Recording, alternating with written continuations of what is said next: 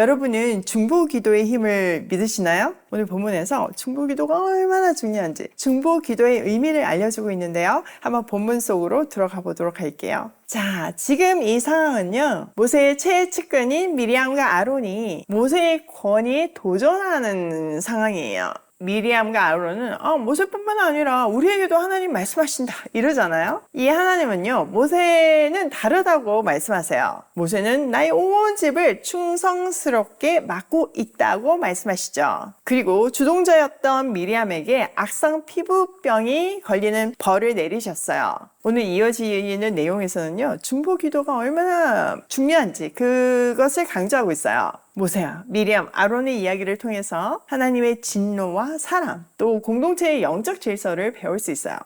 한번 볼게요. 11절. 아론이 모세에게 말하였다. 참으로 애석합니다. 우리들이 어리석었던 죄와 우리가 저지른 죄를 부디 우리에게 벌하지 마십시오. 미리암을 모태에서 나올 때 살이 반이나 썩은 채 죽어 나온 아이처럼 저렇게 두지는 마십시오. 자, 아론은요, 미리암이 벌받는 모습을 보고 자신의 잘못을 바로 깨달았어요. 아, 모세는 우리랑 다르구나. 우리가 지금 뒤에서 모세를 모함하고 뒷담화하고 그의 권위에 도전하는 것은 이거 하나님이 기뻐하시지 않으시는 거구나. 이렇게 딱 깨달은 거죠. 사실 그들의 주장을 한번 생각해 보세요. 주님이 모세와만 말씀하셨냐? 이랬잖아요. 우리랑도 말씀하시지 않으셨냐? 이랬잖아요. 사실 말은요, 관계를 의미하고 있어요. 우리가 어떤 깊은 속 얘기는 아무한테나 하는 게 아니라 진짜 깊은 관계에 있는 가까운 사람한테만 얘기하잖아요. 그런데 아론과 미리암의 주장은요, 하나님이 우리한테도 똑같이 말씀하셨으니까 모세랑 동등하다, 이런 주장이었던 거죠.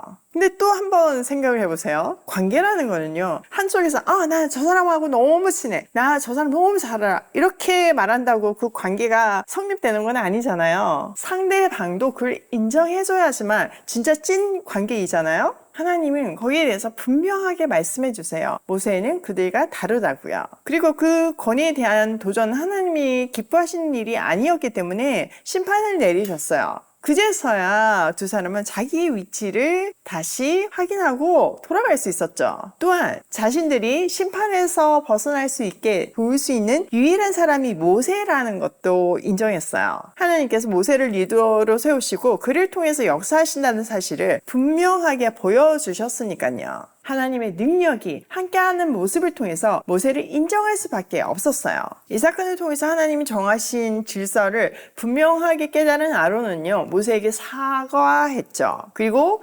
미리암을 도와달라고 부탁했어요. 사실 누군가를 위해서 중보한다는 거는요, 그의 마음이 회복되고 있다는 사인이기도 해요. 이렇게 다시 공동체에서 영적인 질서가 바로 잡혔어요. 자, 13절. 모세가 주님께 부르짖어 아뢰었다. 하나님 비옵니다. 제발 미리암을 고쳐주십시오. 자, 모세는 미리암을 위해서 중보해요. 사실 자기를 배신하고 괴롭힌 사람을 용서하는 것도 쉽지 않은데 중보기도 하는 거 진짜 어렵죠. 근데 모세는요, 한치의 망설임도 없이 중보해요. 이거는 진짜 성령 충만해야만 할 수 있는 일이에요. 그 모든 것을 온전히 하나님께 맡기고 하나님께 온전히 붙들려야만 할 수 있는 일이죠. 자, 14절. 주님께서 모세에게 말씀하셨다. 미리암의 얼굴에 그의 아버지가 침을 뱉었어도 그가 이래 동안은 부끄러워하지 않겠느냐. 그러니 그를 이래 동안 진 밖에 가두었다가 그 뒤에 돌아오게 하여라. 하나님은요, 미리암을 7일 동안 진 밖에서 격리하게 한 후 돌아오게 하세요. 하나님 이렇게 아무리 잘못을 했어도 결코 포기하지 않으시고 해초리를 드시지만 결국은 그 해초리의 사랑을 통해서 돌아오게 하시죠.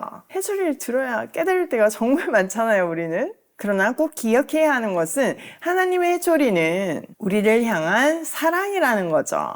근데 여기에 좀 생소한 표현이 있죠. 그의 아버지가 침을 뱉었어도 그가 이래 동안은 부끄러워하지 않겠느냐. 무슨 의미일까요? 얼굴에 침을 뱉는다는 것은 수치와 경멸과 모욕을 상징해요. 그러니까 하나님이 이 사건을요, 굉장히 수치스러운 사건으로 다루시는 거예요. 그러니까 미리암이 진짜 너무 부끄러운 일을 했으니까 최소 7일은 진 밖에서 근신해야 한다, 이런 의미로 해석할 수 있어요. 자, 15절.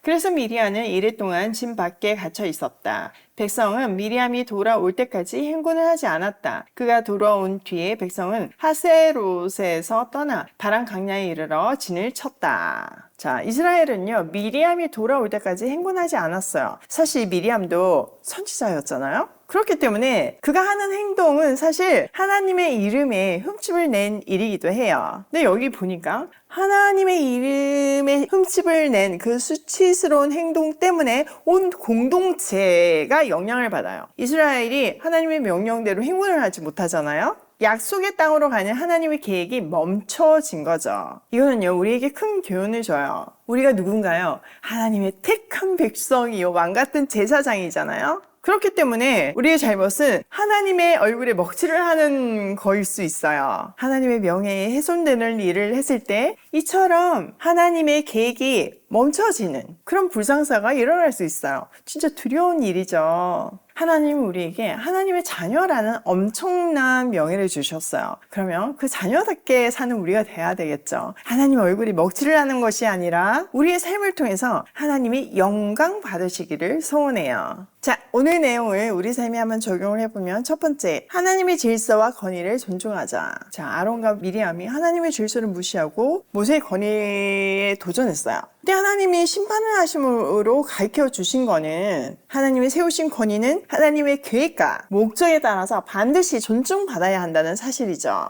우리는 가정, 교회, 직장, 공동체에서 각자의 역할과 질서를 존중해야 돼요. 또 하나님이 세우신 권위를 가진 사람은 그걸 악용하면 절대 안 되고요.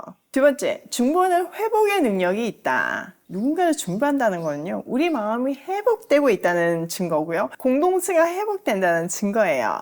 중보기도는 하나님의 은혜를 구하는 수단이에요. 우리가 관계 속에서 상처와 어떤 갈등을 겪을 때 모세처럼 이렇게 비난하지 말고 직접 나서지 말고 그들을 중보하면서 하나님께 회복시켜 주시기를 간구하는 게 중요해요. 모세처럼 우리도 비난 대신 중보하기로 해요. 세 번째, 징계 속에 숨은 사랑을 기억하자. 징계는요, 회복을 위한 하나님의 사랑의 표현이에요. 우리가 그 과정 속에서 하나님께 더 가까이 나아가고 하나님의 뜻에 더 순종하는 계기로 삼아야 해요. 오늘도 비난 대신 중보하며 중보가 공동체를 회복시킨다는 사실을 기억하며 고고싱해요.